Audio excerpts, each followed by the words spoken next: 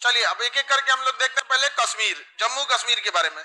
जम्मू कश्मीर का इतिहास बड़ा पुराना रहा है। यहाँ पर शुरू से ही यहाँ विवाद रहा है। जम्मू कश्मीर में अशोक ने श्रीनगर शहर की क्या किया था, स्थापना किया था।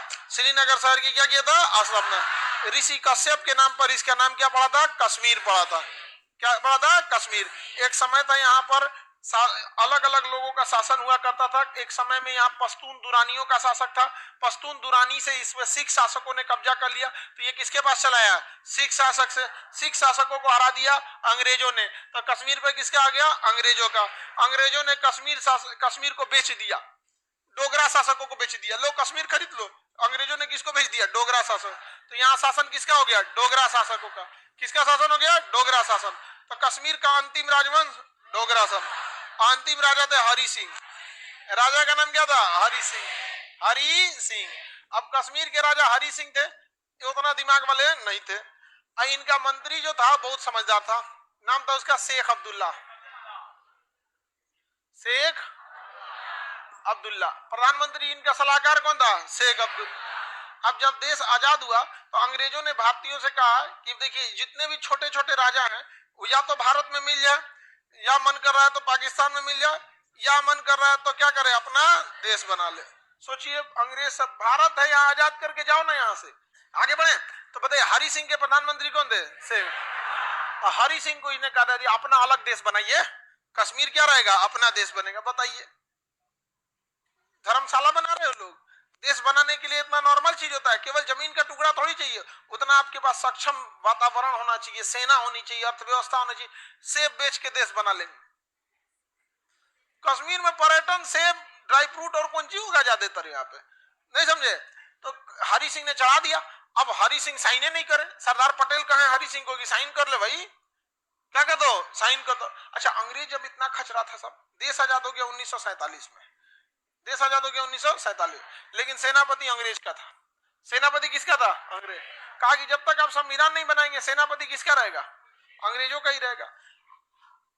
सेनापति कानून के हिसाब से चल रहा था। सरदार पटेल ने कहा कि हमला कीजिए, कश्मीर हमारा होगा। तो कहा कैसे कर देंगे, साइन करके देगा, हम अभी हमला कर देंगे। हरि सिंह साइन नहीं कर रहा था। जिन्ना के पास भी जो सेनापति था वो भी कौन था, अंग्रेज। जिन्ना ने भी कहा कि हमला करो इस पे। कहा हमला कैसे कर दे, हरि सिंह साइन करके देगा, कश्मीर पाकिस्तान में मिलेगा तो हम हमला कर देंगे। यानी दोनों के पास बराबर मामला था। लेकिन जिन्ना के पास, जिन्ना ने क्या किया, एक गलत सहारा लिया। उसने कहा कि कुछ लोगों को चढ़ा के का बंदूक दिया, हथियार दिया, कहा जाको मारो कश्मीरियों को। न्यू ही खराब हो गई, क्योंकि जब आप किसी को बंदूक चलाना सिखा देते हैं तो फिर वो लाइफ टाइम बंदूकें चलाएगा।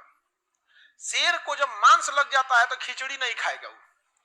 हम लोगों ने क्या किया, ये इंसानियत बनाया, और उसने क्या किया, हमला कर दिया। और यहां जब आप हमला करने किसी को इलीगल भेजते हैं ना, तो कहेंगे एक आदमी को मारने के लिए तो 10 आदमी को मार देगा। सेना अगर हमला करेगी तो मार के काम खत्म होगा, लौट आई। नॉर्मल आदमी को भेजा, मार देगी, उसका दुकान शटर तोड़ देगी। सोना का दुकान है, लूट लूट। एथिक्स खत्म, मोरल खत्म, कोई कंट्रोल करने वाला नहीं रहेगा, लूट खसोट ज्यादा हो जाएगा। जबकि बाकी में ऐसा नहीं होता है। आप ही लोग को पुलिस बंदूक दे दिया, कहा जाए कि पूरे शहर की सुरक्षा व्यवस्था आपके हाथ में, रात में तुम ही लोग ताला तोड़ने लगेगा। नॉर्मल पुलिस रात भर आपका दुकान किसके भरोसे खुला बंद रहता है, पुलिस का। कभी सोचे जिस दिन वो चालू चाह देगी क्या होगा। एक सड़क पे 2 जीप उधर 2 जीप इधर है, भाग यहाँ से, रास्ता खाली हो जाएगा। लेकिन आप कितनों गरिया लीजिए पुलिस को, लेकिन अल्टीमेट आप उन्हीं के पास जाते हैं। सोचिए आज हम लोग आवाज उठाते हैं पुलिस के ऊपर, आधा घंटा लग गया पुलिस को आने में। भाई आपके घर से पुलिस स्टेशन जितना दूर है ना, पुलिस स्टेशन से आपका घर भी उतने दूर है। तो हर इधर से कौन घुसा दिया, सेना। जिन्ना सेना घुसाया कि आतंकवादी सबको। आतंकवादी ने जमीन कब्जा किया ही, लोगों का सामानों लूटने लगे सब। हद तब हो गया जब वहां वो हमला करते थे सब ना, तो इतना एरिया कब्जा किए, तो वहां महिलाओं को लेके, लड़कियों को लेके जाने का हम ब्याह करेंगे। आगे बढ़ाना तो एक और लड़की दिखी तो एक से कर लेंगे हम। लूट खसोट इतना रद्द कर दिया, इतना तबाह कर दिया कि हरि सिंह कहा कि भाई अब हमरो यहाँ से उठा मत ले जाए। तब हरि सिंह भागे भागे आए सरदार पटेल से मदद मांगने, नेहरू से।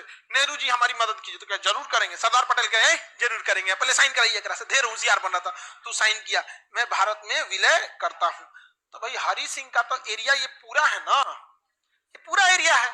और जब उन्होंने साइन किया मतलब पूरे के लिए साइन किया, लेकिन जब तक वो साइन किया अक्टूबर में आके साइन किया। आजादी मिली थी कब? अगस्त में। अगस्त, सितंबर, अक्टूबर, लास्ट अक्टूबर, 26 अक्टूबर को जाके कर रहा है। बताइए अक्टूबर खत्म करके 26 अक्टूबर को कर रहा है। 3 महीना में कितना हमला हो जाएगा समझ रहे हैं आप लोग यहाँ पे? तब तक इतना एरिया कब्जा कर चुका था। तब हरि सिंह आए। तब कौन गए? हरि सिंह साइन किए और कहे बचा लीजिए। तब सरदार पटेल ने साइन कराया और सरदार पटेल जो गृह मंत्री थे तुरंत जाके अंग्रेजों की सेनापति को दिए, ये देखिए अब साइन हो गया, अब तो हमला करेंगे ना, अब आप स्वतंत्र हैं, अब हमला कर सकते हैं। तो जवाहरलाल नेहरू प्रधानमंत्री थे, सरदार पटेल ब्रिगेडियर उस्मानी को भेजा गया। किसे भेजा गया?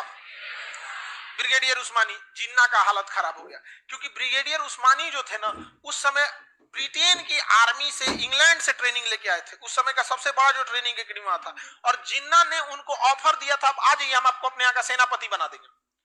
जिन्ना ने ऑफर दिया था ब्रिगेडियर उस्मानी को क्या बना देंगे?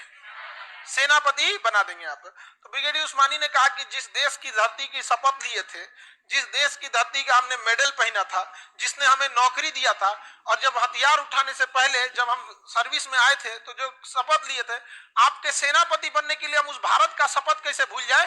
भूल जाइए, आपका पाकिस्तान बन गया है, मरेंगे तो इसी धरती पे मरेंगे यहाँ पर।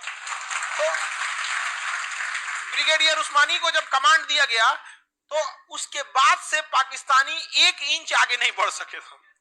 1 इंच आगे पाकिस्तानी नहीं बढ़ सके। यहां से पूरी तरह से ब्रिगेडियर उस्मानी ने क्या किया? सेना बिछा दिया और पाकिस्तानियों को खदेड़ना चालू कर दिया यहाँ पर और पाकिस्तानी सबको पीछे ढकेलने लगे। नौशेरा एक जगह है कश्मीर में जहां पाकिस्तानियों ने अपना गढ़ बना लिया था और वहां पूरा गोदाम बना लिया था गोला बारूद का और नौशेरा में पूरे ब्रिगेडियर उस्मानी एक दिन में कब्जा कर लिया, गोदाम वोदाम सब उड़ा दिए, भाग गया सब पाकिस्तानी का। यही हथियार का यूज करो यहाँ पर। ब्रिगेडियर उस्मानी की एक समझिए अच्छाई कही है, खराबी ढीठ बहुत थे, ढीठ बहुत थे। वहां पे युद्ध के मैदान में ही जाके उनको समझाते थे अपने सैनिकों को। अब देखिए कोई सिपाही है और उसके बीच में ब्रिगेडियर आ गया, ब्रिगेडियर का बहुत बड़ा होता है, समझ में आ गया कि नहीं आ गया? जब सामने ब्रिगेडियर खड़ा रहे तो सिपाही का मनोबल इतना बढ़ जाएगा कि कुचू उखाड़ के फेंक देगा वहां पे।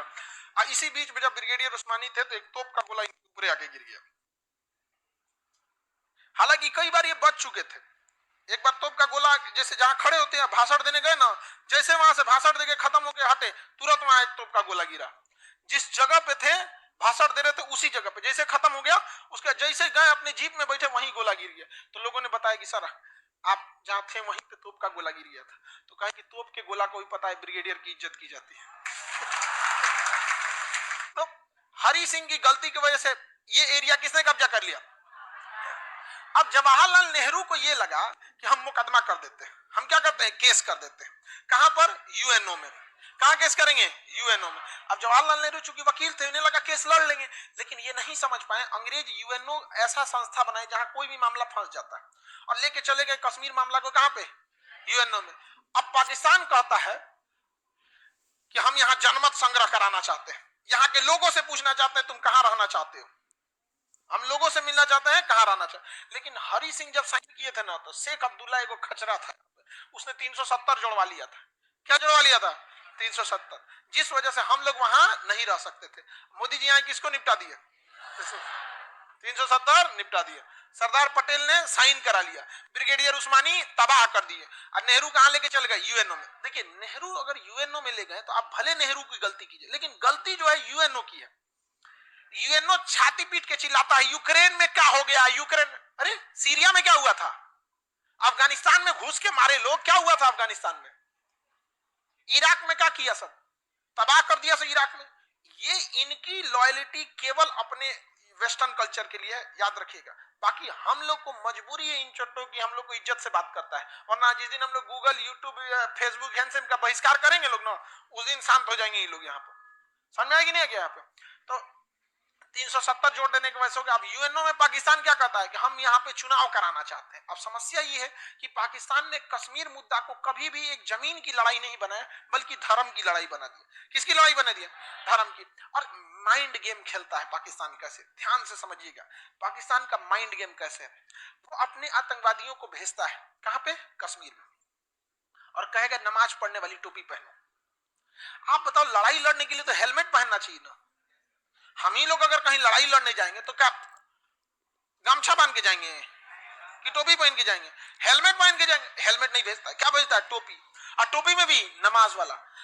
अच्छा, हम लोग चितकबरा कपड़ा पहनेंगे, छुपने में आसानी, वो कुर्ता पैजामा पहनाएगा। उसका मकसद कभी कश्मीर मुद्दा जमीन का रहा ही नहीं, वो बार बार इसे धर्म पे ले जाना चाहता है, ताकि मरने वाले के बाद क्या पता चले, धर्म पता चले, जानबूझ के वो भेजना चाहता है। समझ में आएगी नहीं आएगी? उसके बाद भी उसने क्या किया, कश्मीर को किस तरह से बर्बाद करना चाहे, अपने आतंकवादियों को बोलता था जाओ गोली चलाना और घर में घुस जाना, और उस सब बैग में बुर्का लेके आते थे सब, नकाब, और जानबूझ के नकाब में बैठ जाते थे सब, ताकि आर्मी आएगी, अगर नकाब नहीं चेक करेगी तो गोली मार देगा सब, और चेक करेगी तो आतंकवादी मराएगा सब। लेकिन एक के चक्कर में तो सबका चेक करना पड़ेगा, और जब चेक करेंगे तब पाकिस्तान क्या, देखो देखो क्या होता है। अब भाई किसी का कोई घूंघट, देखिए नकाब तो एक बहुत ज्यादा कवर होता है, घूंघट तो नॉर्मल कवर होता है, अगर कोई घूंघटो उठा के चेक करते एक तो ईगो वाली बात आएगी कि नहीं आएगी? तो पाकिस्तान का माइंड गेम समझ रहे हैं, इसलिए इंडियन आर्मी घरे उड़ा देती है अब। तो भाई कैसे मजबूरी हो गई थी कि नहीं, इसलिए आर्मी ने भी अच्छा उपाय किया, रात में घर में घुसेंगे ना, चारों ओर से घर में घेर लेती है, जा चारों ओर से जीप गाड़ी लगा के, बुलेट लगा, हाँ दिन हो जाने दो, क्योंकि रात में कार्रवाई होगा, फिर पाकिस्तान बवाल करेगा यहाँ पे। अब दिन हो जाएगा, पूरे मोहल्ले वाले जुट जाएंगे, आराम से बोला जाएगा इंडियन आर्मी है यहाँ पर, आपको घबराने की जरूरत नहीं है, अगर तुम आतंकवादी भी हो तो हथियार फेंक के बाहर आ जाओ, हम तुम्हें नहीं मारेंगे। तो कई वो आतंकवादी भी हथियार फेंक के बाहर आ जाते हैं।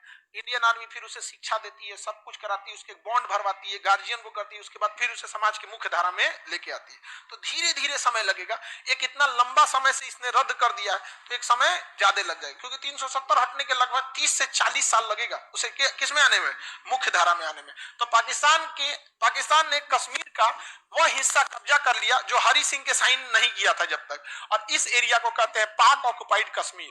क्या कहते हैं? पाक ऑक्युपाइड कश्मीर, POK। क्या कहेंगे? पाक ऑक्युपाइड कश्मीर। ये 30% है, कितना परसेंट है? तो पाक ऑक्युपाइड कितना परसेंट है? कब कब्जा किया? 1948 तक। 1948 तक में क्या कर लिया? कब्जा कर लिया। इसी को खाली कराने के लिए जवाहरलाल नेहरू कहां चले गए? इंटरनेशनल कोर्ट में चले गए। अभी यूएनओ कहता है कि यहाँ जनमत संग्रह कराइए। क्या कराइए? जनमत संग्रह कराइए। भारत भी रेडी हो जाता है, कहता है ठीक है कराइए। लेकिन जब जनमत संग्रह होगा तो वहां पाकिस्तान की सेना नहीं रहनी चाहिए, तो पाकिस्तान की सेना पीछे हटाइए। तो पाकिस्तान कहता ना ना, हम जैसे पीछे हटाएंगे तो चढ़ के कब्जा कर लेगा, कहेगा जनमत तो संग्रह नहीं होगा। देखिए यही डरा हुआ है, क्योंकि जनमत संग्रह तब होता है जब वहां आप अपनी सेना हटाएंगे, तब आप अपनी सेना रख के कैसे कर सकते हैं आप? तो पाकिस्तान कहता है ठीक है यूएनओ की सेना रहेगी। तो यूएनओ में सबसे ज्यादा कहां की सेना है? भारत की। कहता है यूएनओ की सेना, और वो डरल रहता है। रूस रोक लगा देता है। रूस के पास वीटो पावर है जो किसी भी प्रस्ताव को रोक सकता है। 5 देशों के पास वीटो पावर है जिसमें रूस भी है, तो रूस रोक देता है, कहता है कि नहीं जनमत संग्रह नहीं होगा, जनमत संग्रह नहीं होगा। समझ में आ गया कि नहीं आ गया? तो ये एरिया क्या है भाई? POK। कितना परसेंट? कितना परसेंट? 30%। आगे बढ़े। अब देखिए ध्यान से, इधर का एरिया कहलाता अक्साई चीन। चाइना ने 1962 में कब्जा कर लिया, कौन सा? अक्साई चीन। 1962 में कौन कब्जा कर लिया?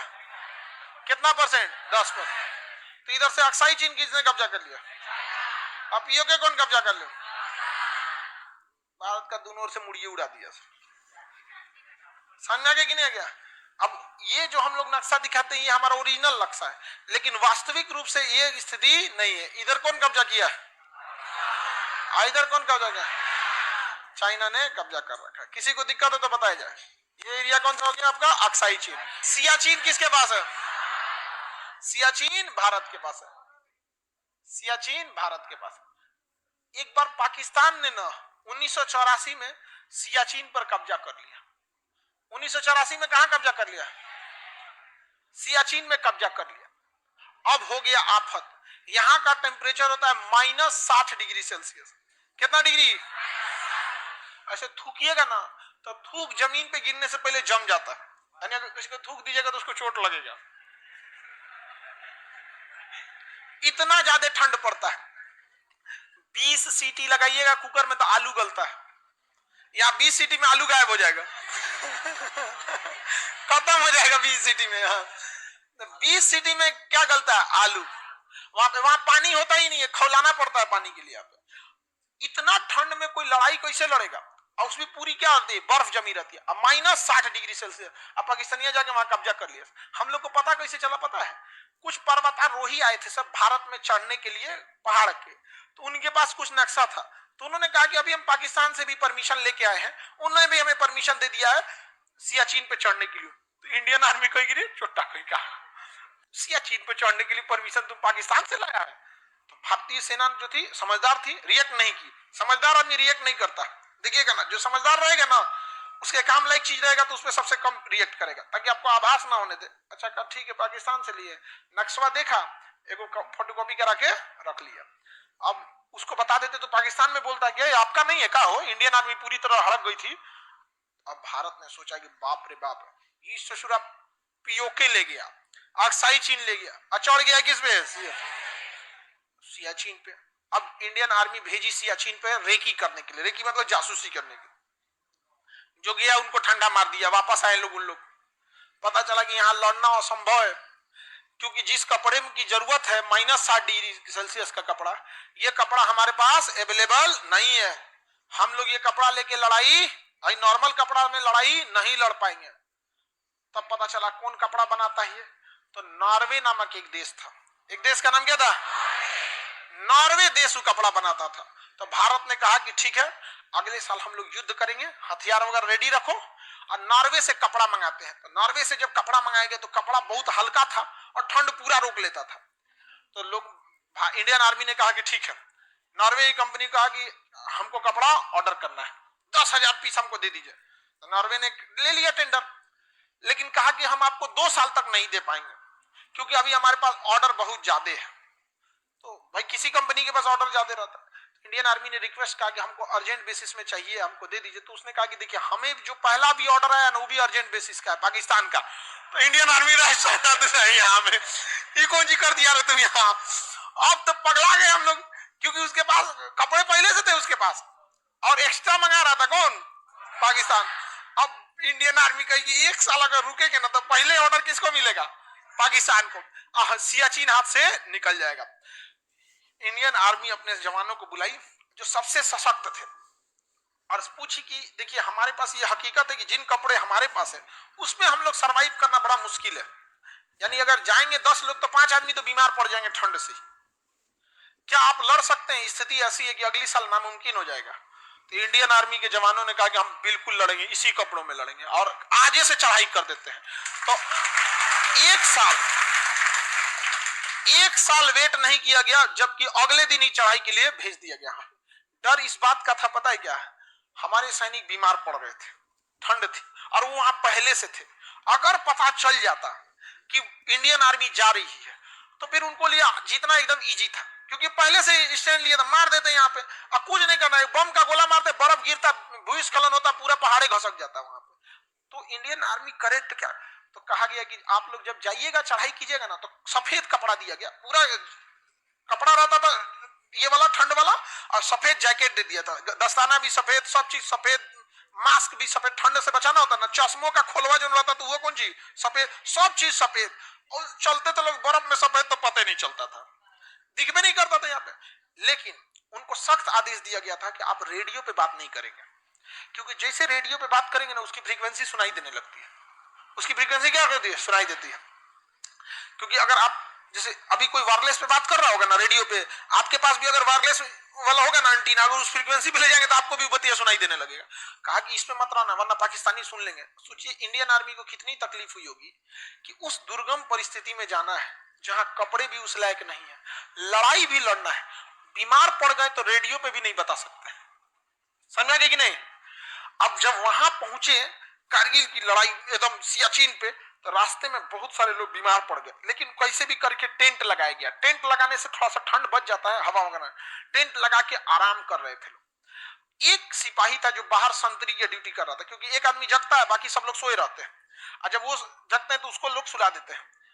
रात 2 बजा ना, तो उसमें एक चुनमन पांडे था, हाँ चुनन पांडे, जो संतरी का ड्यूटी कर रहा था, उसको अचानक से दिखाई दिया ना कुछ सैनिक आ रहे हैं, अब करे क्या करे, कुछ सैनिक आ रहे हैं तो देखा कि कुछ सैनिक आ रहे हैं तो सोचा उठाने के लिए, तब तक देखा कि उधर से सैनिक फायरिंग पोजीशन पे हैं, तो इधर से चुनमुन पांडे ने क्या कर दिया, गोली चला दिया। और जब गोली चलाया तो उधर से भी क्या चलने लगी, गोली चलने लगी। गोली चलने लगी तो इसने इसने जो निशाना लगाया था सटीक लगाया था, और इस निशाने से मारा, उधर 3-4 ठो मर गया, और उधर से भी गोली चलने लगी तो गोलीबारी की आवाज सुन के ये लोग जग गए। और तब तक जब देखे लोग तो तब तक इनको गोली लग चुकी थी, शहीद हो चुके थे, और गोली चलाइए रहे थे। तब तक ये लोग उठ के और जो पाकिस्तानी उधर से आ रहे थे सबको मार के धड़धड़ा के नाच दिया, सब पाकिस्तानी वहां क्या हो गया, सब मर गया सब। अब जब पाकिस्तानी मर गया तो ये लोग को डबल खुशी थी, कपड़वा मिल गया। समझा तूने, ठंडा में कांप रहे थे यहाँ पे, समझ में आ गया कि नहीं। जबकि एक हमारा जवान क्या हो गया, शहीद हो गया। लेकिन सोचिए अगर वो लोग गोली चला देता और शहीद हो जाता तो इन लोग को सोए में आगे गोली मार देता सब। अब इसने कितना समझदारी किया, धड़धड़ा के गोली चलाया कि भाई उठाए से अच्छा गोलियां क्या बजिया से तो उठबे करेंगे, धड़धड़ा के मार दिया, सारे पाकिस्तानी क्या हो गए, सब मर गए सब। शहीद कौन जी, मर गया सब, यहाँ पाकिस्तानी क्या हो गया, मर गया।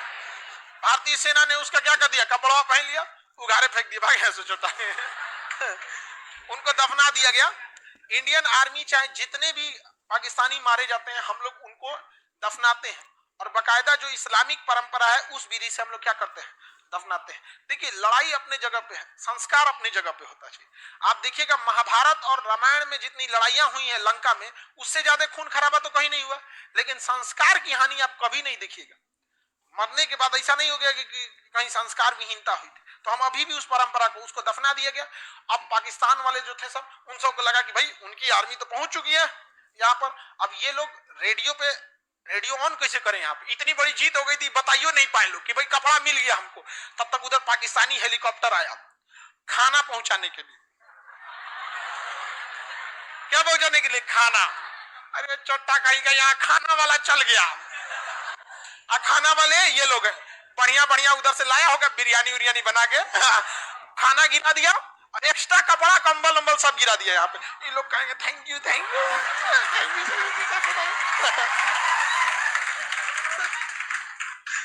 पूरा गिरा दिया कपड़ा। अब ये लोग रेडियो चालू किए इंडियन आर्मी को, बेस कमांड को, कि 2-4 और एक आध बटालियन भेजिए, हम लोग यहाँ कपड़ा का इंतजाम कर लिए हैं।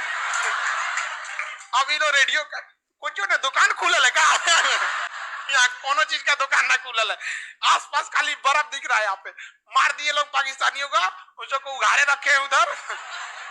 लोग बेस वाले का कोई बात नहीं, अपना वाला कपड़ा पहना दो, अपना पहना दो। यहाँ पे तूने नॉर्मल कपड़ा था वो पहना के दफना दिया गया यहाँ पे, समझ में आ गया कि नहीं आ गया। अब इंडियन आर्मी वहां क्या कर ली, कब्जा कर ली, और यहाँ का पूरा एरिया किसके कंट्रोल में आ गया, इंडियन। कब से है कंट्रोल में, 1984 सियाचिन। इसे कहा गया ऑपरेशन मेघदूत। क्या कहा गया, ऑपरेशन मेघदूत। ऑपरेशन मेघदूत चला के किसे कब्जा कर लिया गया, सियाचिन। वरना इसमें भी कब्जा कर लेते समय पे। अब पाकिस्तान का, अब पाकिस्तान भी यहाँ पे है लेकिन निचवा है, पाकिस्तान कहाँ है, नीचे है, और उसको निचवे